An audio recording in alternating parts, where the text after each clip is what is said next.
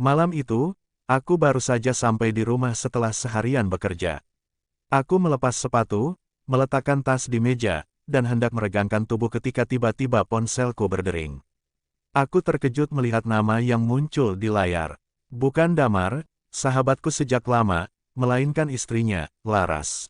Aku sempat ragu untuk mengangkatnya. Laras hampir tidak pernah meneleponku, apalagi di waktu larut seperti ini. Namun, begitu kuangkat dan menyapanya, telepon itu malah langsung terputus.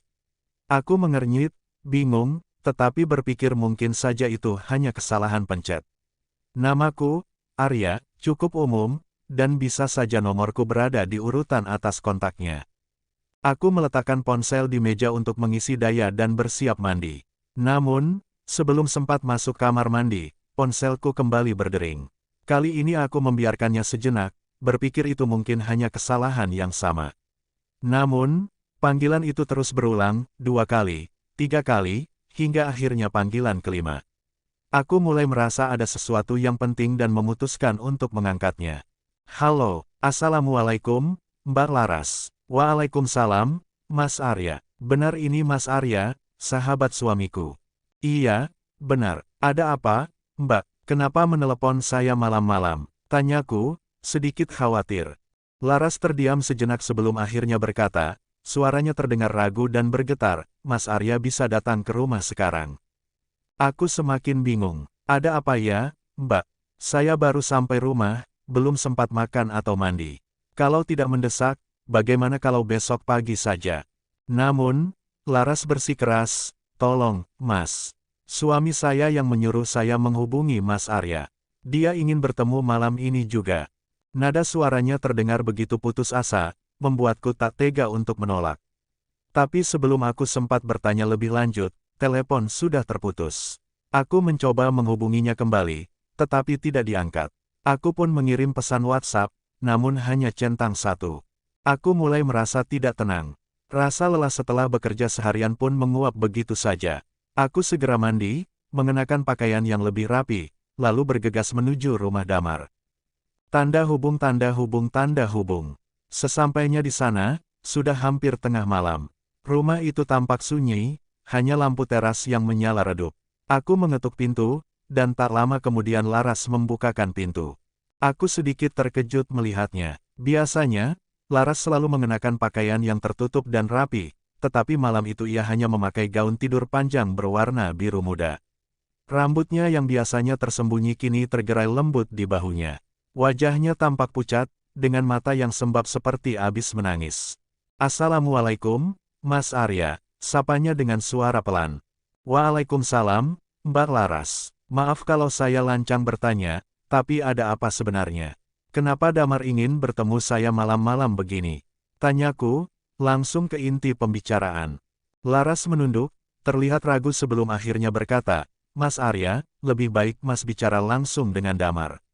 Mari masuk. Aku mengikutinya masuk ke dalam rumah, melewati ruang tamu yang terasa dingin dan sunyi.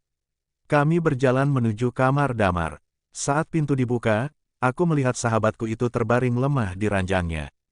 Tubuhnya terlihat lebih kurus dari terakhir kali aku bertemu dengannya. Matanya cekung, kulitnya pucat, tetapi senyum kecil masih tersungging di bibirnya saat melihatku. Kamu akhirnya datang juga, Arya, katanya dengan suara lirih.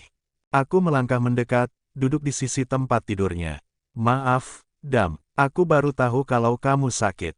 Kenapa kamu tidak mengabariku lebih awal? Damar tersenyum tipis. Aku tidak ingin merepotkanmu, Arya. Tapi sekarang, ada sesuatu yang sangat penting yang harus aku katakan langsung kepadamu. Aku menunggu dengan sabar, melihatnya berusaha mengumpulkan tenaga untuk berbicara. Lalu, dengan suara pelan namun penuh harap, ia berkata, Arya, kalau suatu hari nanti aku pergi, aku ingin kamu menjaga Laras untukku. Aku hanya percaya padamu. Aku terpaku, tidak tahu harus berkata apa.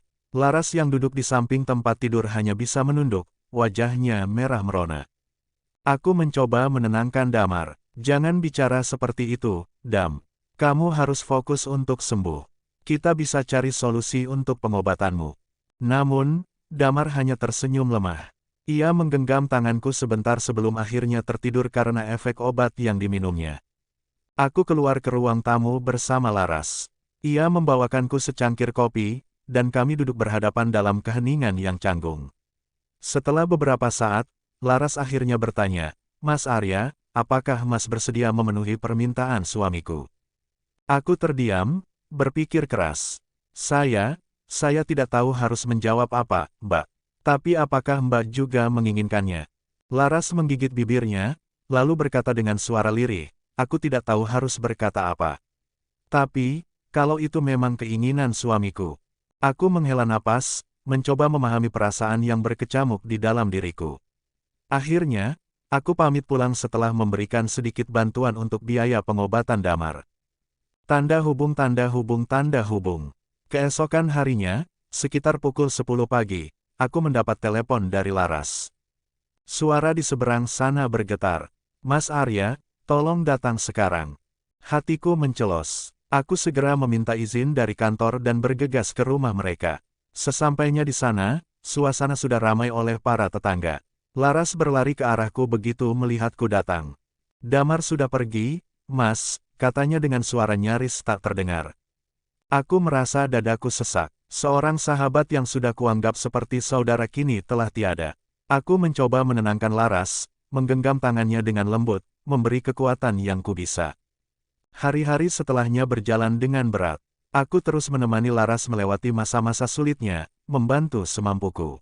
Hingga akhirnya, setelah beberapa bulan berlalu, aku menyadari bahwa kehadiranku di samping Laras bukan lagi sekadar memenuhi permintaan seorang sahabat, melainkan karena hatiku memang telah memilihnya.